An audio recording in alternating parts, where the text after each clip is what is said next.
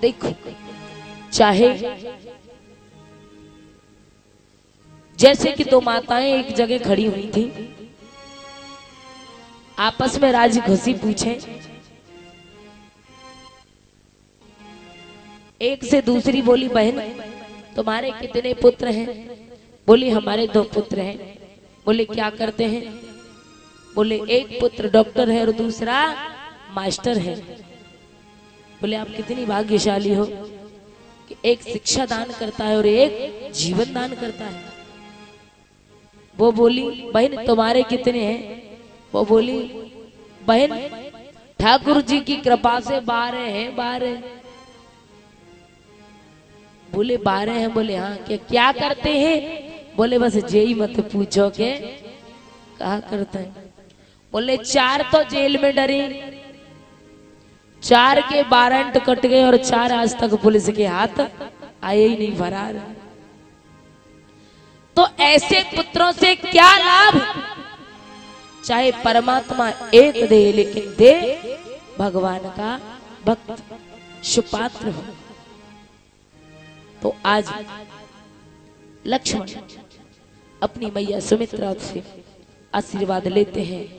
उसके बाद लक्ष्मण ने विचार किया, उर्मिला मेरी पत्नी है, तो ये भी धर्म बनता है कि मैं अपनी पत्नी से सहमति लूं। जब विवाह होता है तो पंडित जी वचन भरवाते हैं कि ना भरवाते? तुम्हें भरवाए निभाए? कोई ना निभारो, लेकिन आज के जमाने में पंडित जी कहते हैं कि कोई भी कार्य किया जाएगा, कोई भी शुभ कार्य करो, क्रय विक्रय करो, देश विदेश यात्रा पर जाओ, तो पत्नी की सहमति लेनी पड़ेगी। लेकिन आजकल कोई रह रहा, कोई ले न ले, लेकिन एक भैया ऐसे बैठे वो जरूर लेते हैं। हाँ जय जय, हाँ बहुत अच्छे ठाकुर जी, ऐसे हो, ऐसे कृपा बनाए रखें। बोले उर्मिला मेरी पत्नी है, तो आज उर्मिला के पास पहुंचते हैं। आज उर्मिला के पास पहुंचे तो देखिए कथा तो चल ही रही है। यदि रामायण में सबसे बड़ा त्याग है तो किसका है? सीता जी का भी है, लेकिन सीता जी का भी नहीं है, क्योंकि वो तो अपने पति के साथ वन में गए। यदि सबसे बड़ा त्याग है तो वो उर्मिला जी का है। केवल इतना लिख दिया बाबा जी ने कि लक्ष्मण का विवाह उर्मिला के साथ हुआ, उससे आगे कुछ नहीं लिखा। किसी ने प्रश्न किया, बोले बाबा आपने उर्मिला चरित्र की कथा क्यों नहीं लिखी? तो बाबा जी ने बताया, बोले मैं जब जब उर्मिला चरित्र की कथा लिखने बैठता था तो मेरी कलम मेरा साथ नहीं देती, मेरा गला मेरा साथ नहीं देता था, अवरुद्ध हो जाया करता था।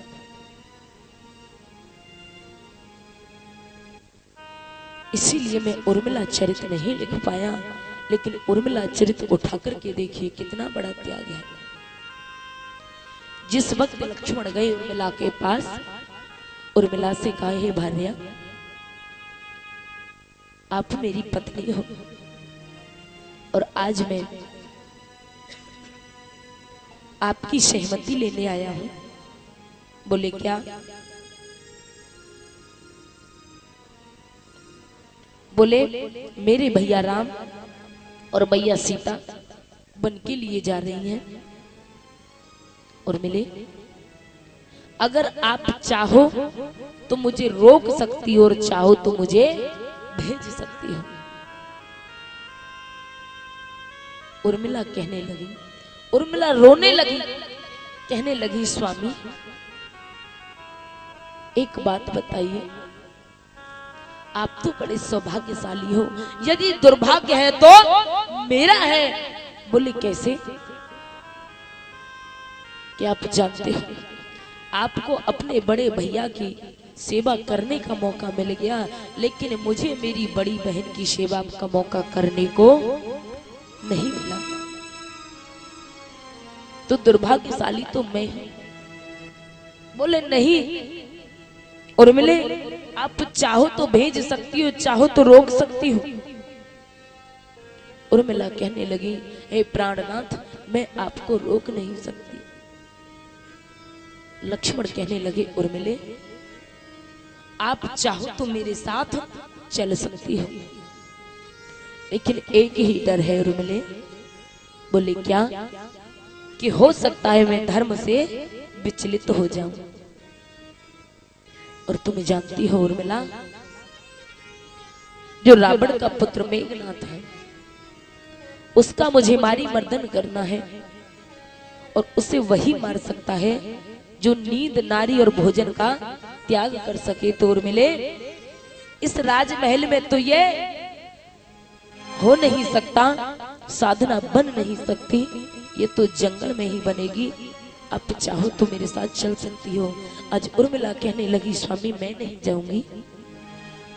क्या हुआ कि आज मेरे कारण आपका धर्म से विचलित हो जाओ?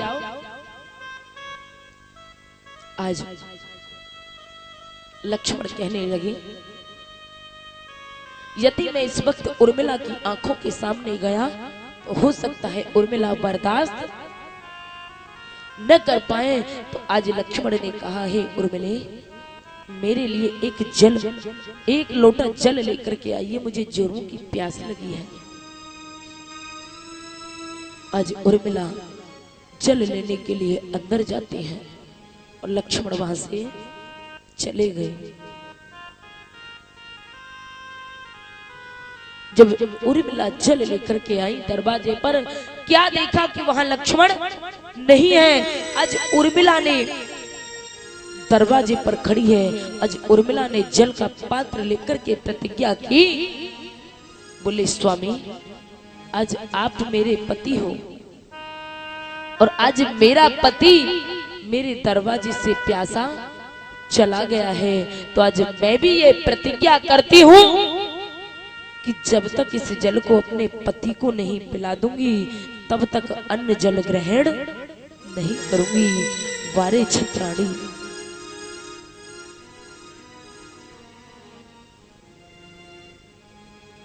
आज चलते समय लक्ष्मण ने एक और बात कही थी उर्मिला से कि हे उर्मिले, मुझे किसी का भय नहीं है, लेकिन एक चीज का डर है। बोले, किसका?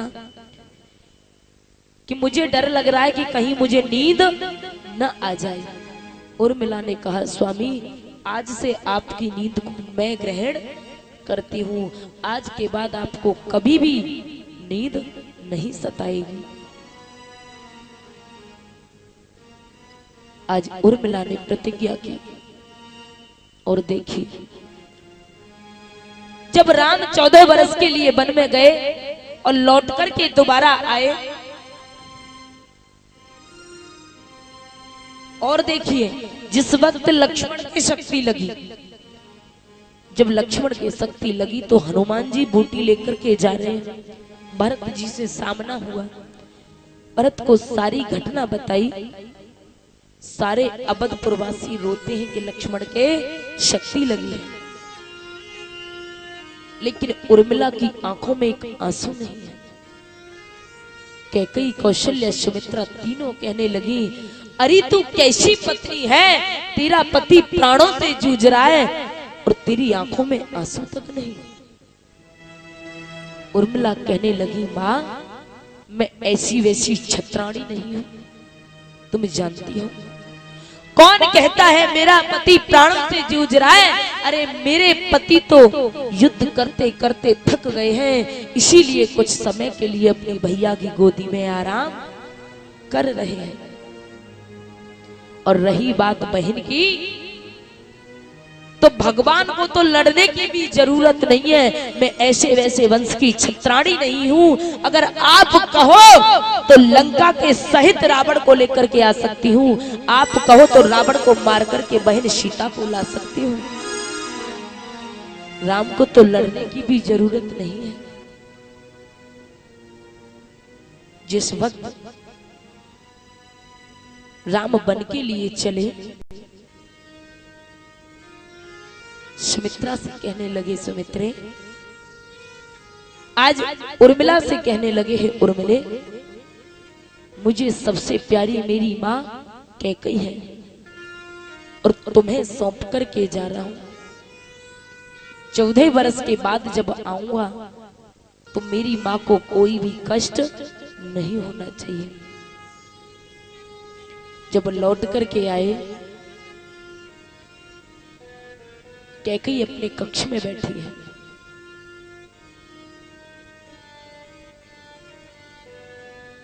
राम बोले, मां कुंडी खोल दे। जैसे ही कुंडी खोली, कैकई बैठी हुई है और एक कोने में सहमी सी उर्मिला बैठी है। राम उर्मिला से कहने लगे, उर्मिले, तो राम ने क्या देखा? राम ने देखा कि कैकई के कमरे की दीवार रक्त से रंग रही है। राम कहने लगे, उर्मिले, मैं तुम्हें सेवा में सौंप गया था, क्या आपने यही सेवा की है मेरी माँ की कि सारी दीवार रक्त से रंग रही है? आज कैकई कहने लगी, खबरदार राम, तू बन के लिए चला गया, मैंने बर्दाश्त कर लिया। अरे मेरा सुहाग उजड़ गया, मैंने बर्दाश्त कर लिया। अगर राम तूने एक शब्द भी इस देवी के बारे में कहा तो विश्वक्षणम्मा, या तो जहर खा करके मर जाऊंगी, अन्यथा पृथ्वी में सर पटक पटक के मर जाऊंगी। राम, तू जानता है ये दीवार किसके रंग से रंगी है? राम, ये मेरा रक्त नहीं।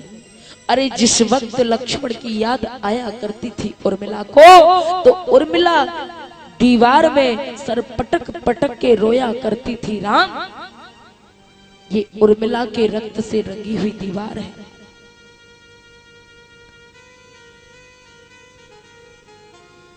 राम खड़े हैं, राम रोने लगे।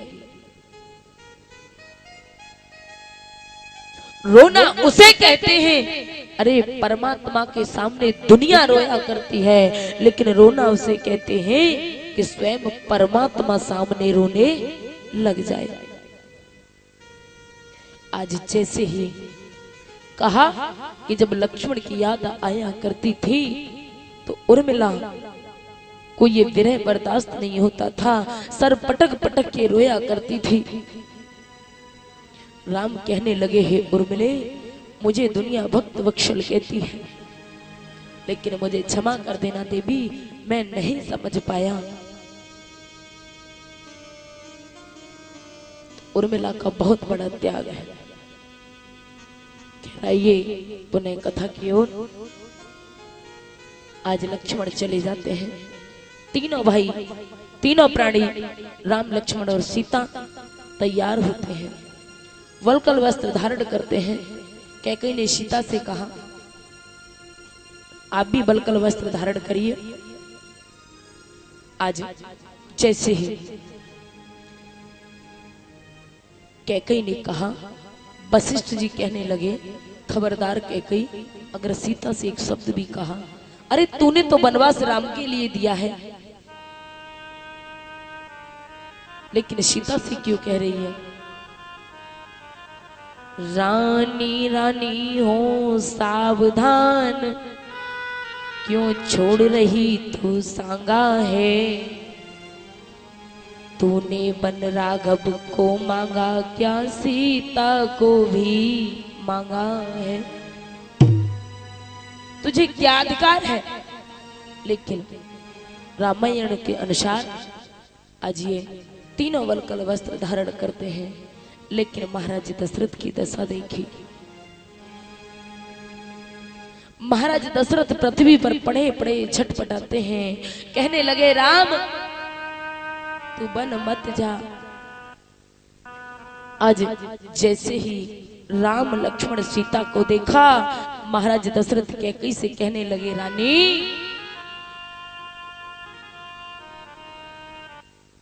हे देवी, तू जानती है बोले थी बात एक ही की। हे देवी, अरे तूने तो एक के लिए वनवास मांगा था, लेकिन दो और जा रहे हैं। बोले थी बात एक ही की, तो और सिधाए जाते हैं।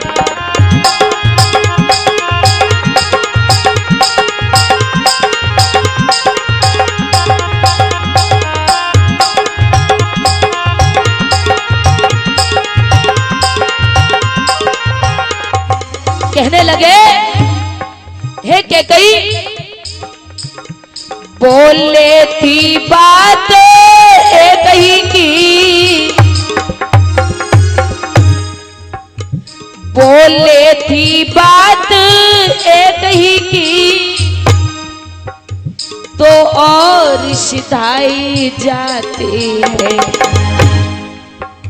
क्यों नहीं जा रहा जीवन है। हे देवी, अरे मेरे प्राण क्यों नहीं निकल जाते। मेरी आंखों के सामने आज वो सीता नंगे पैर जा रही है। महाराज जनक को मैं क्या वचन दूंगा। क्यों नहीं जा रहा जीवन है, जब जीवन प्राण ही जाते हैं।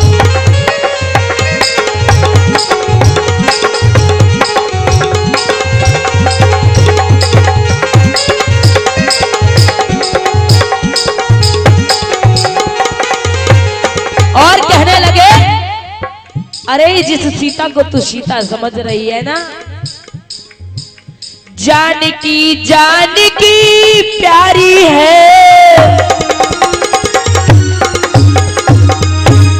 कैकेयी, जानकी जानकी प्यारी है, लक्ष्मण मणि लक्ष्य समान मुझे। अरे लक्ष्मण भी एक मणि की तरह, जैसे एक सर्प बगैर मणि की जीवित नहीं रहता। जानकी जानकी प्यारी है, लक्ष्मण मणि लक्ष्य समान मुझे। जब ये ही वन को जाते हैं, जब ये ही वन को जाते हैं, तो राजमहल शमशान मुझे।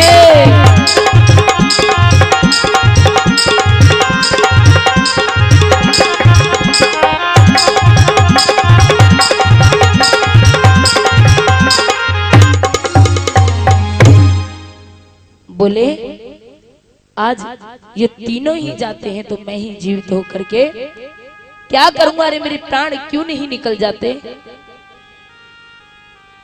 आज जैसे ही तीनों दरवाजे पर आए,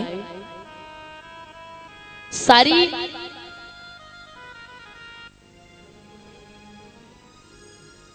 जैसे ही सारी अयोध्या में ये बात आग की लपटों की तरह फैली कि राम राजा नहीं बनाए जा रहे हैं, बल्कि बन के लिए जा रहे हैं। आज सारे अवध प्रवासी इकट्ठा होकर के राजा दशरथ के दरवाजे पर आ गए।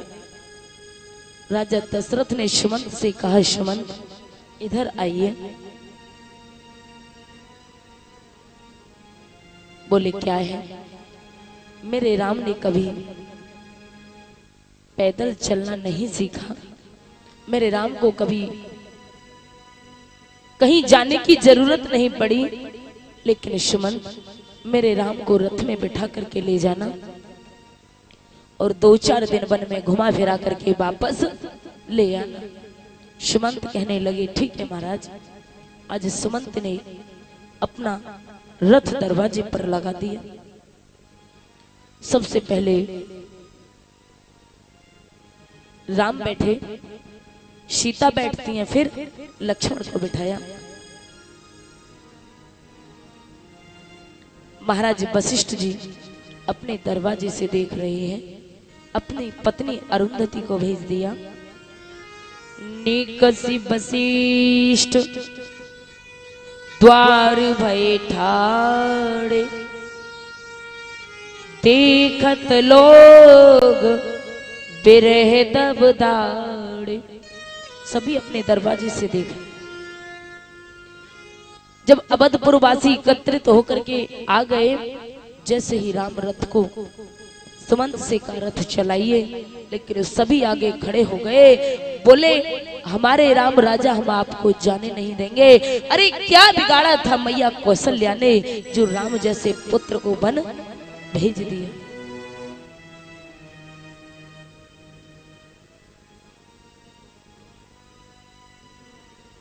राम बोले नहीं, मुझे जाना है।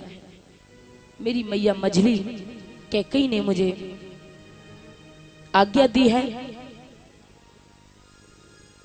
माता की आज्ञा करने को बेटे का धर्म कहता है।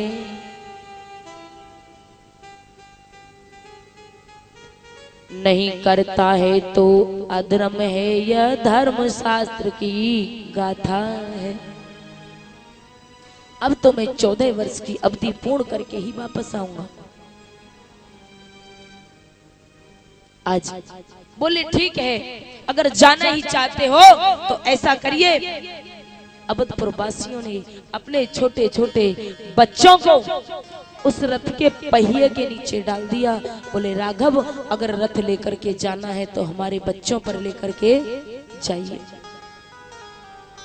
भगवान को निरुत्तर कर दिया।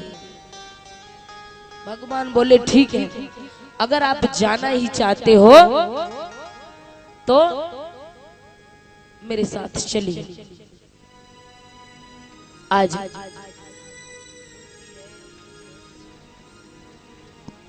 जय जय जय जय। बोले ठीक है, आज भगवान राम का रथ आगे आगे है और सारे अवधपुरवासी पीछे पीछे हैं। जैसे ही रथ कहां पहुंचा, तमिशा नदी के किनारे संध्या का समय हो गया।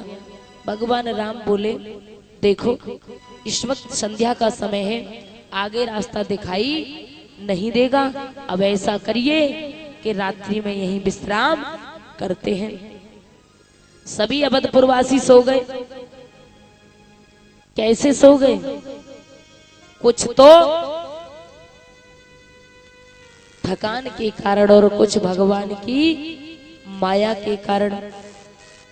लोग श्रोम बस गए सब सोई, कछुक देव माया पुण्य होई।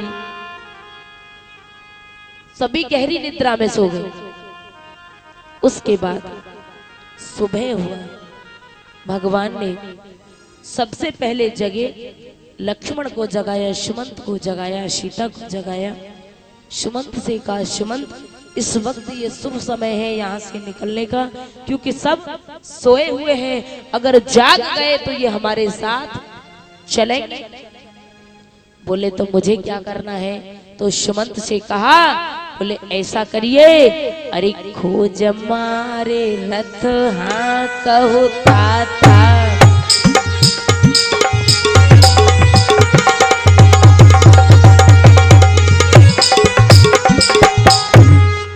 बोले ऐसा रथ चलाइए, लिखते हैं बाबा जी चौपाई के माध्यम से,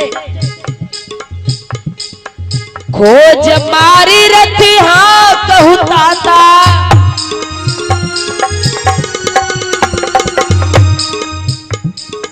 खोज मारी रथ हाँ कहू ताता, रथ हाँ कहू ताता, और आने उपाय प्रभु आने उपाय बनही नहीं बाता, आने उपाय।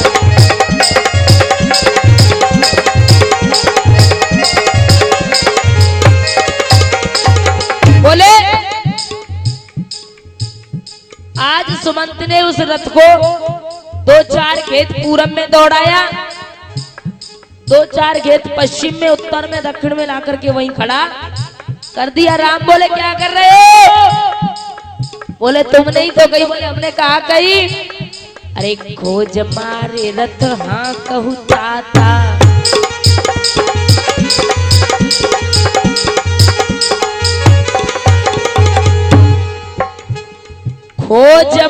मारी रथ हाँ कहू ताता, और आने उपाय बनई नहीं बाता, आने उपाय।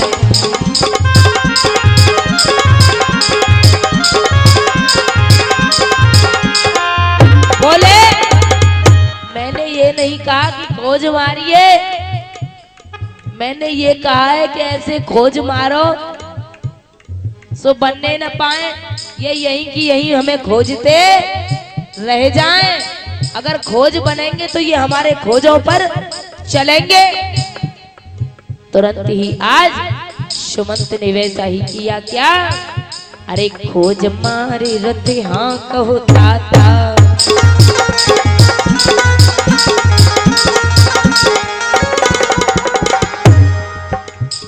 खोज मारी रथ हाँ कहू ताता, और आन उपाय बने नहीं बाता।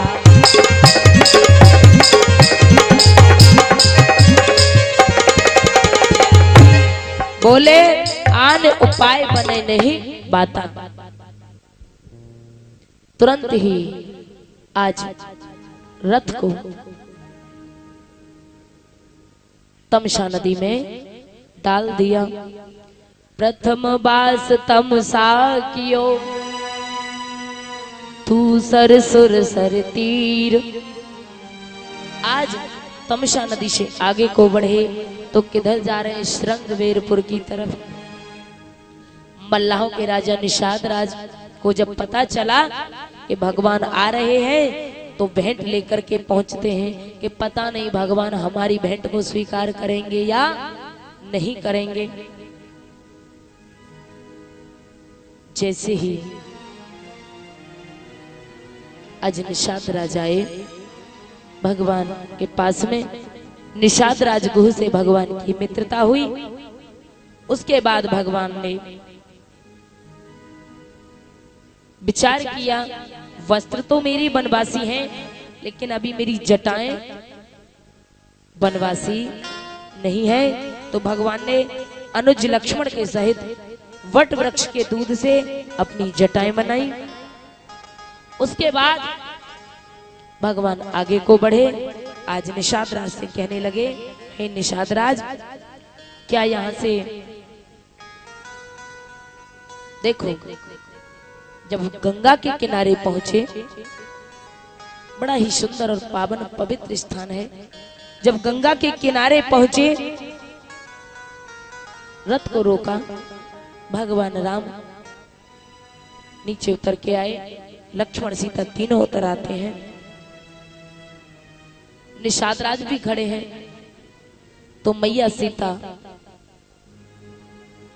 गंगा की पवित्र लहरों को निहारती हैं। सीय बिलो कहे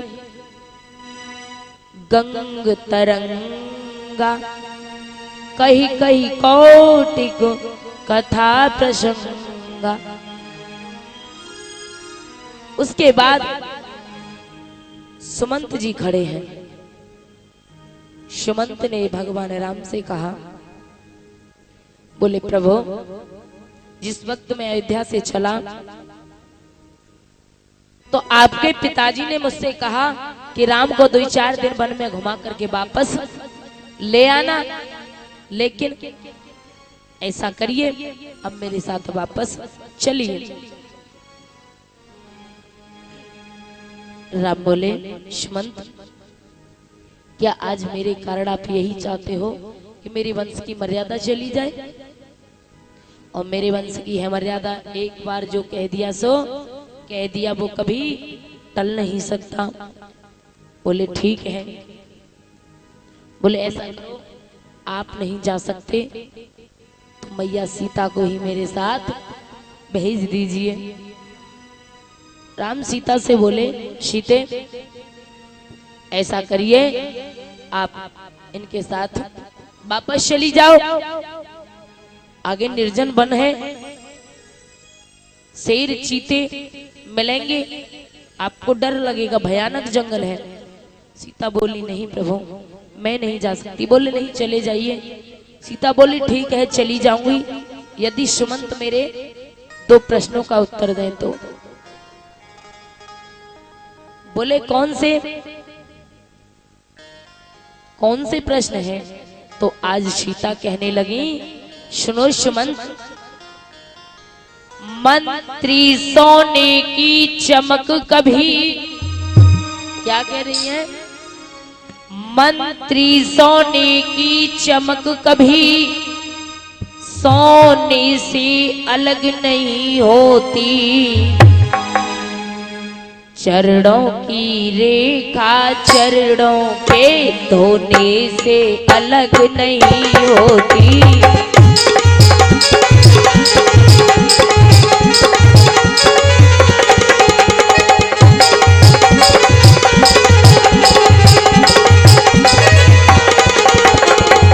कहने लगी,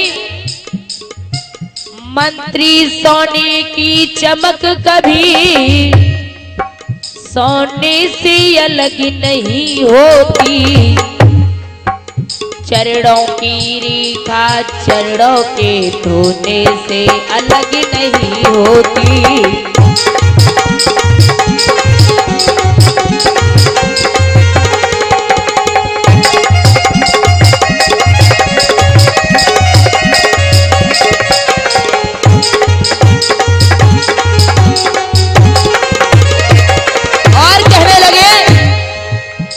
कि कभी भी सोने से सोने की चमक अलग नहीं होती है, और यदि चरणों को कितना भी धो लेना लेकिन उनकी रेखा अलग नहीं हो सकती। और कहने लगी कि हे सुमंत जी, चांदनी चांद के संग रहती,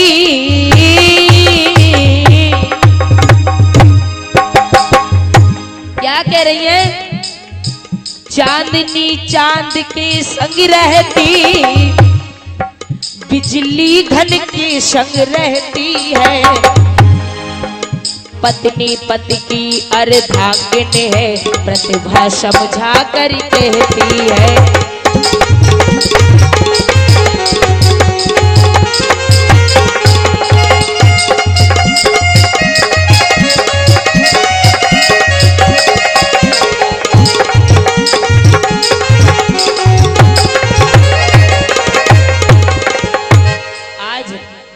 जैसे ही कहा, बोले पत्नी पत की अर्धांगिन है, बोले चांदनी चांद के संग रहती, बिजली घन के संग रहती है, और चौपाई से भी शुद्ध कर रहे हैं।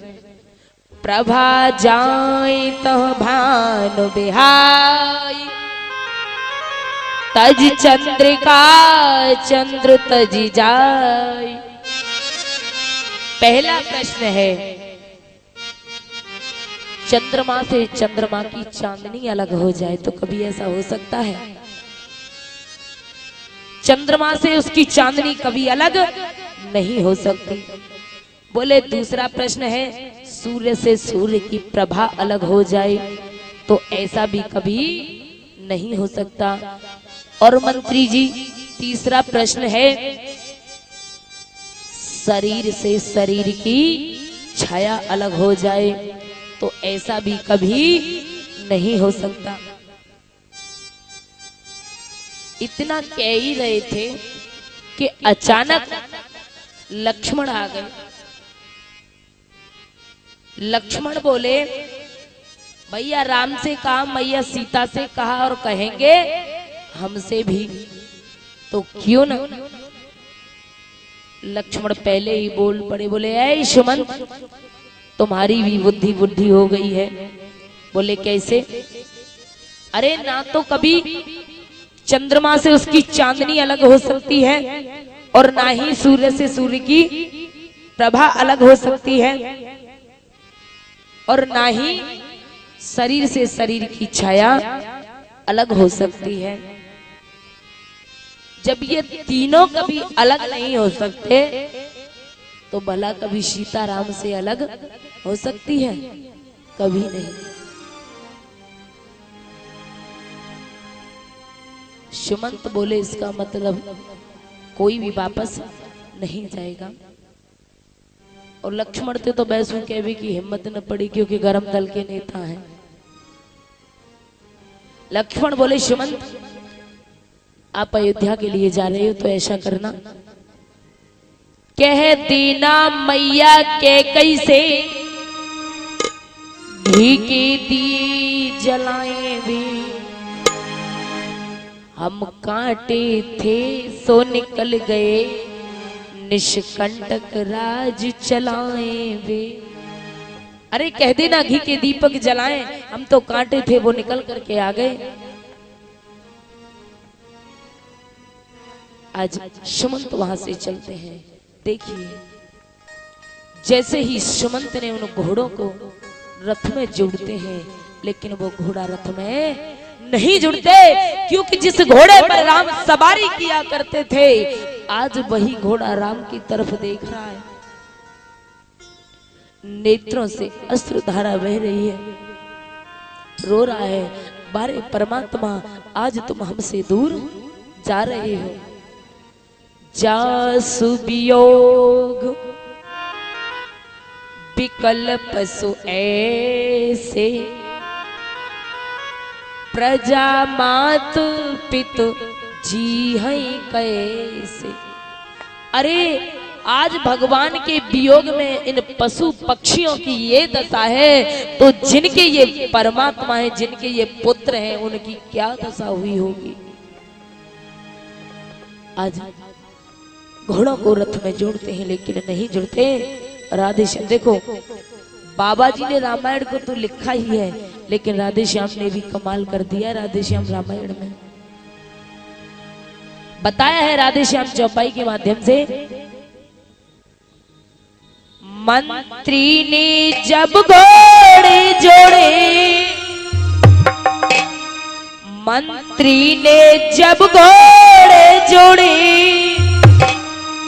तोड़े देते हैं रथ को वे, कौड़ी खा कर भी नहीं बढ़े, छोड़े देते हैं रथ को वे।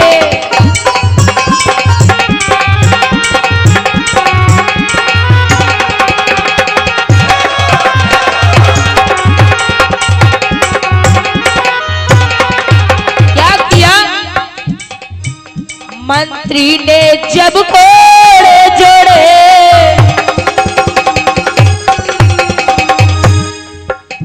तोड़ी देते हैं रथ को वे, कौड़ी खा कर भी नहीं बढ़े, कौड़ी खा कर भी नहीं बढ़े, छोड़े देते हैं रथ को वे।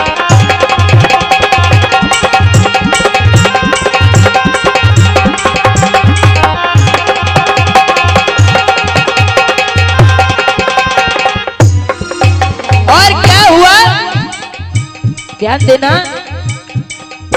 कटकने हुए ही नारे ओ राधे,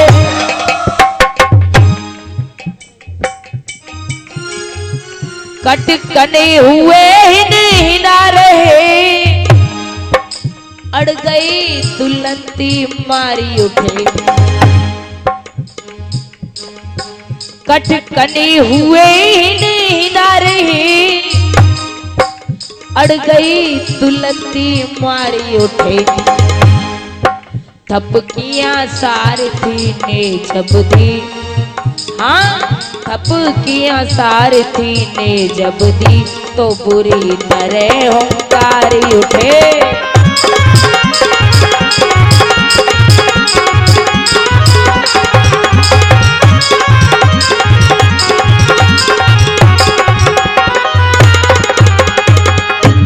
जैसे ही कहा,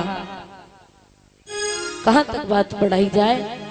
आज सुमंत जी जैसे तैसे घोड़ों को रथ में जोड़ करके ले जाते हैं, तो सुमंत जी एक वृक्ष तले अंधेरा व्यतीत करते हैं, एक वृक्ष के नीचे बैठ जाते हैं। क्यों?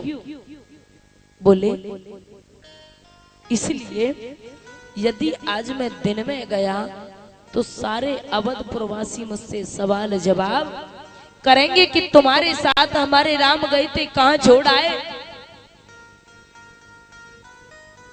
तो मैं उन्हें क्या उत्तर दूंगा? तो आज सुमंत जी रात्रि में प्रवेश करते हैं। जैसे ही रात्रि में प्रवेश किया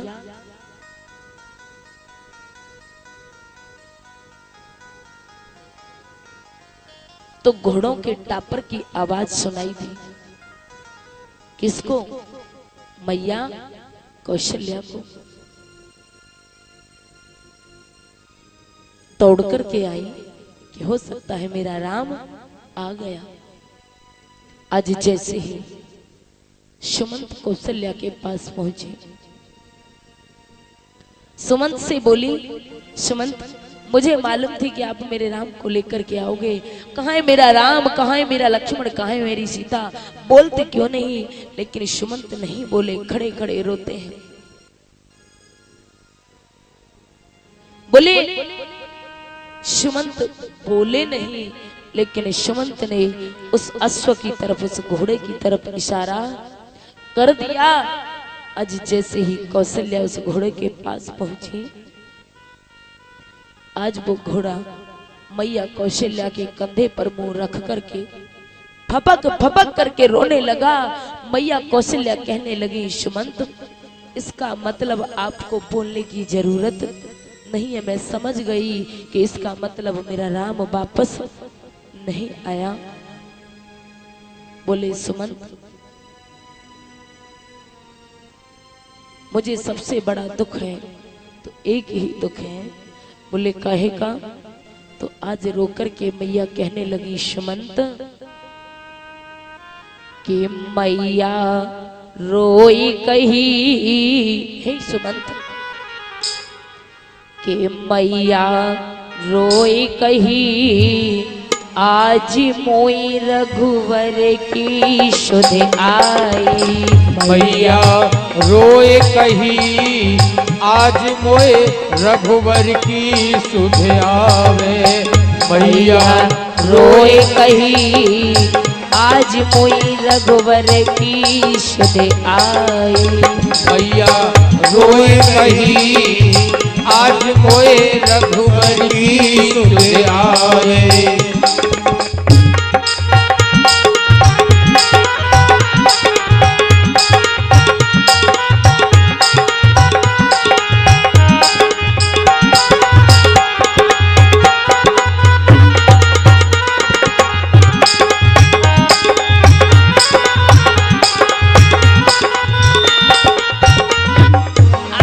लगी है सुमंत, यदि मुझे सबसे बड़ा दुख है तो सुनो। राम बिना मेरी सूनी अयोध्या, राम बिना मेरी सूनी अयोध्या, राम बिना मेरी सूनी अयोध्या, राम बिना मेरी सूनी अयोध्या। और है सुमंत लक्ष्मण बिन ठकुराई, आज मोई रघुवर की सुध आई। मैया रोए कही, आज मोए रघुवर की सुध आई।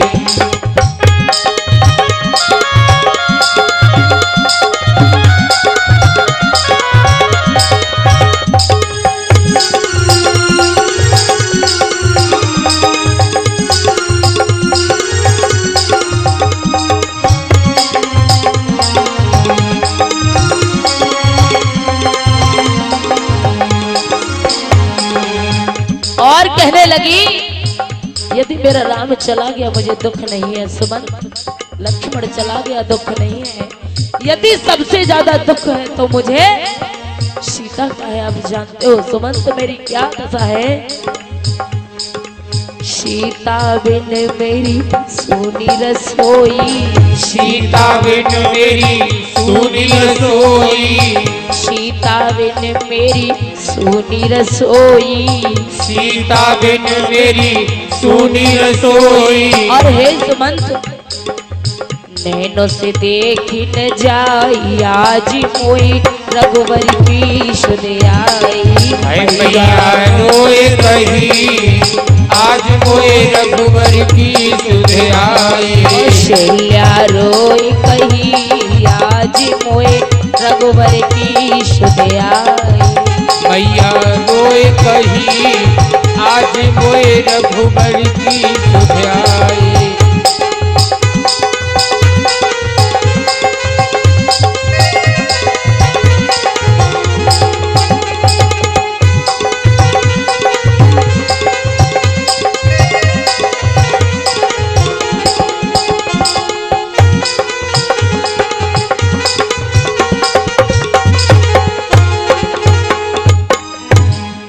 उधर लौट करके अपने कथा की ओर आइएगा।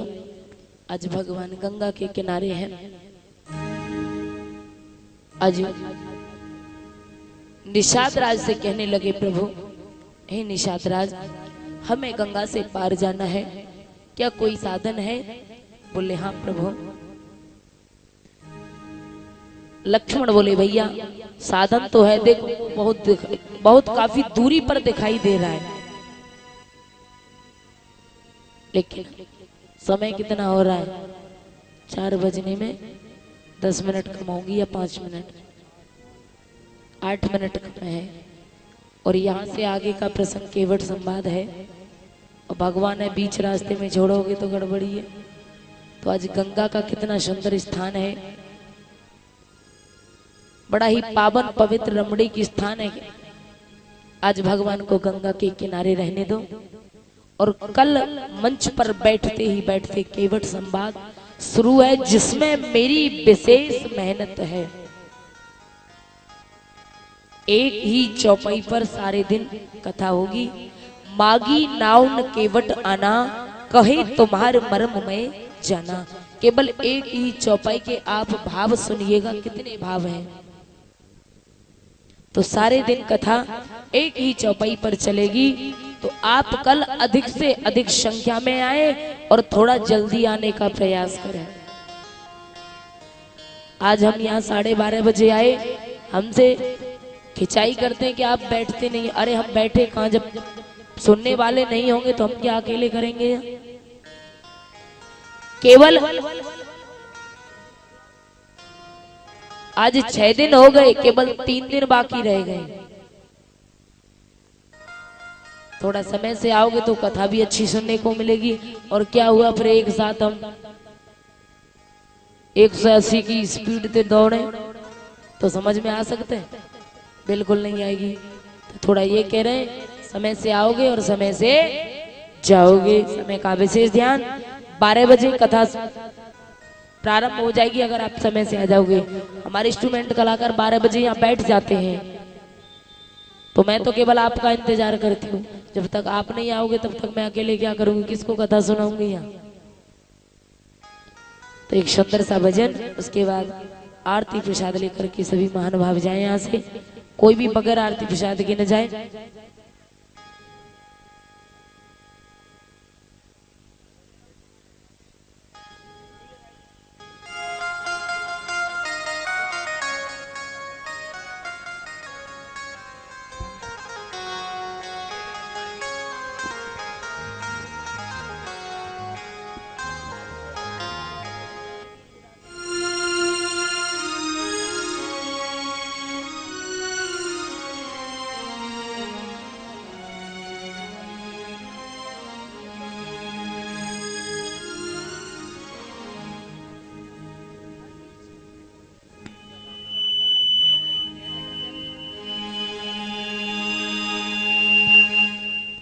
श्री राधे।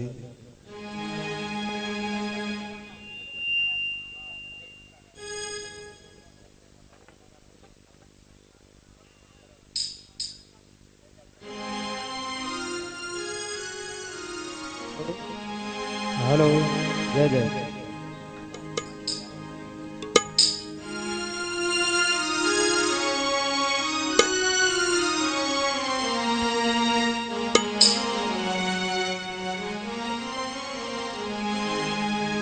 अजब लिखी तकदीर विधाता, अजब लिखी तकदीर।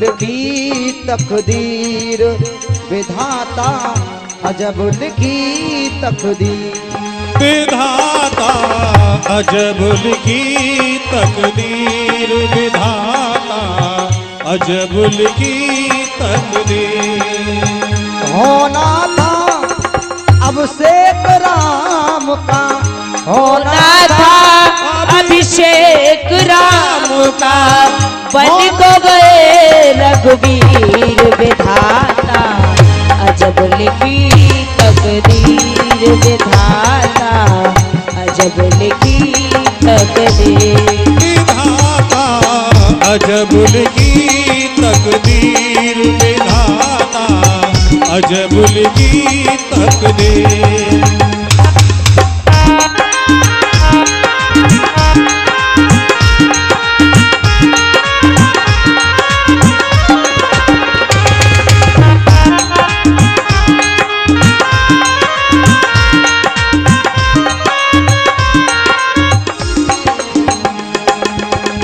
हरिचंद था दान का दाता खाली ना कोई द्वार से जाता हरिचंद था दान का दाता द्वार से नहीं कोई खाली जाता दानी दान का करने वाला दानी दान का करने वाला खुद बन गया फकीर विधाता अजब लिखी तकदीर विधाता अजब लिखी तकदीर विधाता अजब लिखी तकदीर विधाता अजब लिखी तकदीर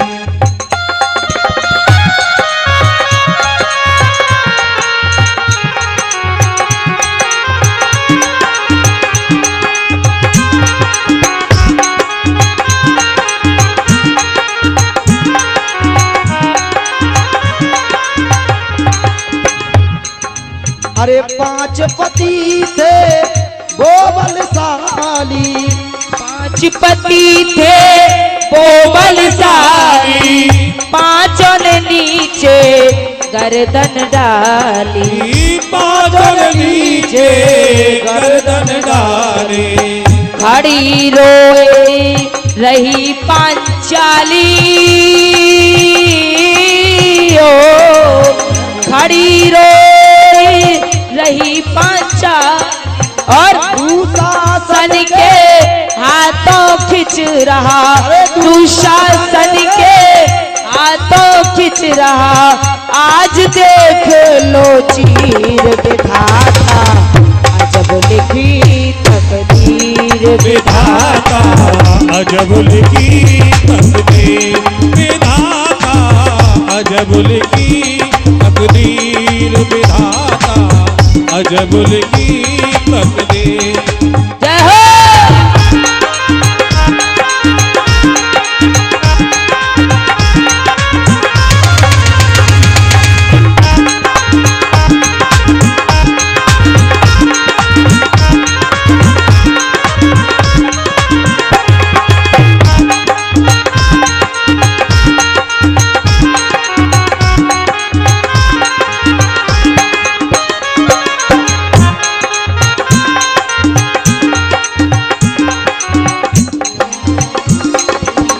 जल बन गया देख सरता का सरबर अपने मात पिता का जल बन गया काल शरता का शरवण अपने मात पिता का पालिख दई तकदीर विधाता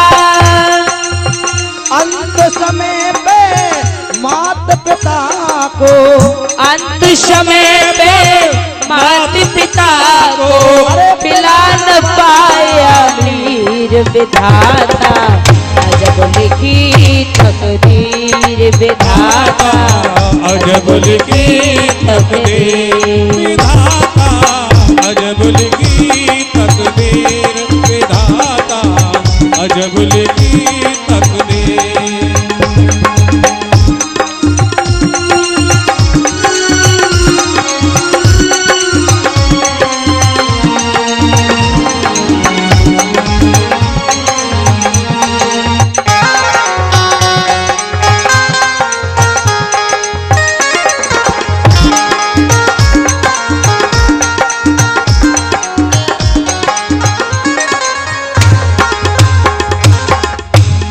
बोलिए रामचंद्र भगवान की, जीते रहो। बोलिए शंकर भगवान की।